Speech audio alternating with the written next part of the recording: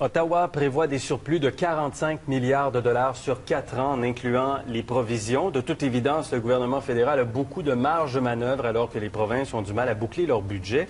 Sommes-nous en train de voir ressurgir le spectre du déséquilibre fiscal? Avec nous, Yuri Chassin, économiste à l'Institut économique de Montréal, et de nouveau Luc Godbout, fiscaliste à l'Université de Sherbrooke. Bonsoir à vous deux. Merci beaucoup d'être avec nous de nouveau ce soir, Luc, dans ce cas-ci, parce que vous avez commencé à nous parler de déséquilibre hier. Vous avez dit que vous voyez à l'horizon poindre le spectre du déséquilibre fiscal. Pourquoi? Bien, c'est sûr que lorsqu'on voit le gouvernement fédéral retourner à l'équilibre avec 6 milliards l'année prochaine, mais qui va rapidement arriver à 10 milliards dans quelques années, puis qu'on voit les provinces avoir du mal à équilibrer le budget, que ce soit le Québec ou l'Ontario, on peut déjà penser que le déséquilibre fiscal va poindre. Par contre, s'il y a un déséquilibre fiscal qui arrive, ça ne sera pas pour les mêmes raisons qu'au début des années 90-2000. Parce qu'au début des années 90-2000, Paul Martin, pour retrouver l'équilibre budgétaire, avait coupé dans les transferts aux provinces, avait coupé dans les transferts aux individus. Cette fois-ci, M. Flaherty peut se vanter de dire « J'ai retrouvé l'équilibre budgétaire sans augmenter les impôts, sans couper aux transferts aux provinces et sans couper dans les transferts aux particuliers. Je l'ai fait dans ma cour en gérant de manière serrée, extrêmement serrée, les dépenses du gouvernement fédéral. » OK. Je vais entendre Yuri Chassin. Est-ce que vous êtes d'avis qu'il y a un déséquilibre fiscal qui est en train de se construire présentement au pays? Je pense qu'il y a deux situations différentes entre la situation budgétaire des provinces et la situation budgétaire fédérale. Puis ça, on le reconnaît. Mais justement, parce que le fédéral a fait ses efforts, finalement, il est en grande partie responsable de sa santé financière. Est-ce que les provinces sont responsables de leur propre santé financière ou est-ce que c'est un peu pratique de blâmer le fédéral puis de dire, tiens, on voit des sommes apparaître, dans le prochain budget, il va y avoir un surplus, on pourrait aller en grappiller un peu. Fait qu'il faut faire attention de ne pas dénaturer le concept de déséquilibre fiscal qui était effectivement, en 2001-2002, le concept de on a des responsabilités différentes, nos responsabilités provinciales augmentent beaucoup et le fédéral nous a coupés et c'était suite aux coupures. Donc, je pense que c'est pas du tout le phénomène qu'on observe. Et vous, ce que vous dites, dans le fond, c'est qu'il y a un déséquilibre, une nouvelle mouture ou un nouveau concept de déséquilibre qui se dessine. Tout à fait. Mais je suis d'accord avec Yuri. Le gouvernement fédéral va se faire tirer l'oreille fortement avant de vouloir donner davantage de transferts fédéraux aux provinces parce qu'il le fait dans le passé et ça ne s'avère pas relativement payant de le faire davantage. Payant? Au sens politique du terme, pour le gouvernement fédéral. Parce qu'il l'avait fait en 2007 et le lendemain, le gouvernement du Québec prenait les transferts additionnels pour baisser les impôts.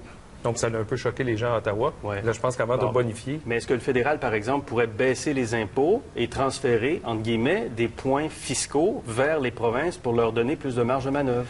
Je pense que comme ça s'est passé un peu pour les taxes de vente, c'est toujours avantageux pour le fédéral de dire on baisse les impôts, on en redonne aux familles canadiennes et après...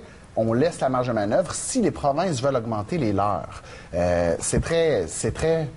C'est pratique pour une province de se voir transférer des points d'impôt, mais c'est irréaliste de croire qu'un gouvernement fédéral va accepter de faire ça sans avoir aucun bénéfice politique. Mais est-ce que c'est ça qui devrait se passer? Mais c'est ça qui pourrait se passer, parce que c'est sûr que si c'est fait main dans la main, il va y avoir davantage... ça va être même mieux coordonné, puis on s'assure que chacune des provinces en tire compte.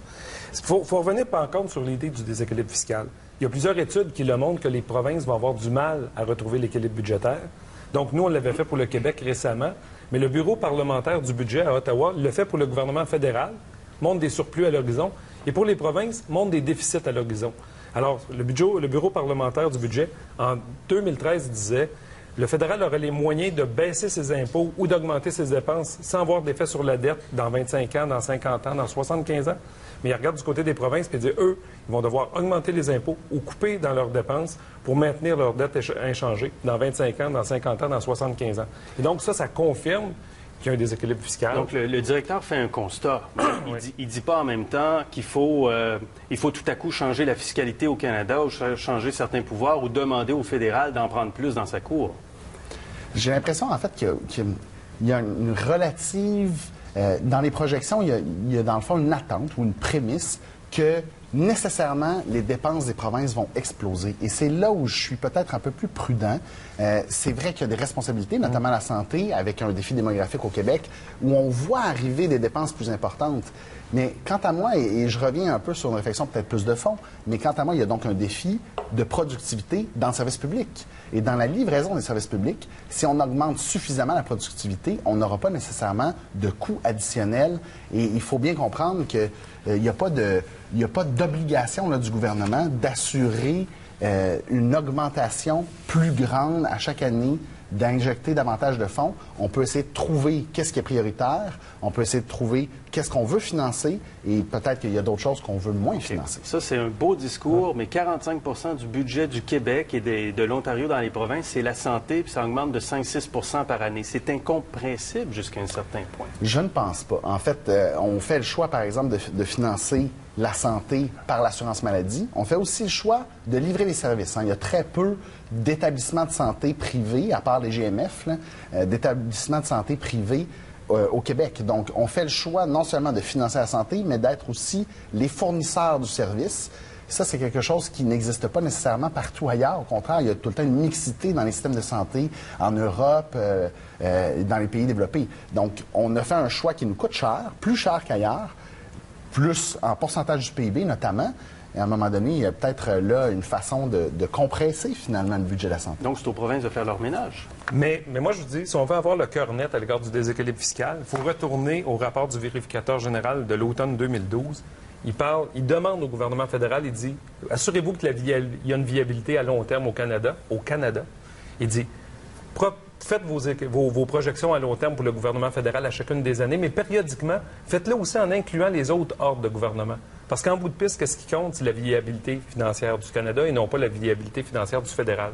Incluez les provinces, faites le calcul pour voir si du côté fédéral c'est viable et du côté des provinces c'est viable. Parce qu'en bout de piste, si c'est déficitaire du côté des provinces, c'est juste parce que c'est la structure des dépenses qui est comme ça, mais il y a un seul contribuable et il paie ses impôts à Ottawa et à Québec. Donc, il faut avoir le cœur net sur le déséquilibre fiscal de manière globale. Le gouvernement fédéral nous répond à ça, qu'on transfère déjà aux provinces 65 milliards par année, dont 20 milliards au Québec. Et quand on regarde spécifiquement le Québec avec le Canada, 45 milliards de recettes fédérales au Québec, alors que le fédéral retourne 61 milliards au Québec. Donc, le fédéral a l'impression qu'il en fait déjà assez, puis que c'est aux provinces de faire leur ménage et de faire leur travail. Et continue même d'augmenter. On le soulignait, donc il n'y a pas eu de coupure dans les transferts. Dans le dernier budget, donc on augmente de 5 par rapport à l'année dernière les transferts en santé, en services sociaux, en péréquation. Maintenant, il y a un plafond. On va essayer de diminuer l'augmentation des transferts, mais néanmoins, les transferts continuent d'augmenter pour l'avenir prévisible. Tout à fait. Mais si les dépenses sont de responsabilité provinciale, on peut se poser la question, le rapport Séguin, il y a déjà 10-12 ans, disait le fédéral n'a peut-être pas d'affaires dans la santé. Donc, couper les transferts à la santé, arrêter de mettre une loi canadienne sur la santé et laisser les provinces gérer elles-mêmes la santé en augmentant leurs impôts en fonction de tout l'espace que vous aurez libéré puisque vous ne serez plus dans les transferts pour la santé. OK. Mais donc, dans ce cas-là, est-ce qu'on devrait se rasseoir, je ne sais pas si c'est possible, une belle grosse conférence fédérale provinciale pour repenser la fiscalité? Parce que je reviens à ma phrase de départ. On s'en va vers des gros surplus à Ottawa, puis on s'en va vers des déficits dans les provinces. Il y a de toute évidence un problème au niveau de la fiscalité, ou du moins l'équilibre de la fiscalité. Yuri Chassin. Ou de la volonté politique de revenir à des finances publiques plus saines. Donc, au fédéral, je pense que la volonté politique est liée. Ils ont été fort critiqués pour ça. Ils ont affronté ces critiques-là et ils vont atteindre. En fait, étant donné le déficit prévu là et la mise de côté d'environ 3 milliards de fonds de prévoyance. Ils sont sur le point de récolter les fruits. On est à toute fin pratique à l'équilibre. Ailleurs, l'effort n'est pas fait. Au Québec, entre autres, on a reporté le déficit zéro.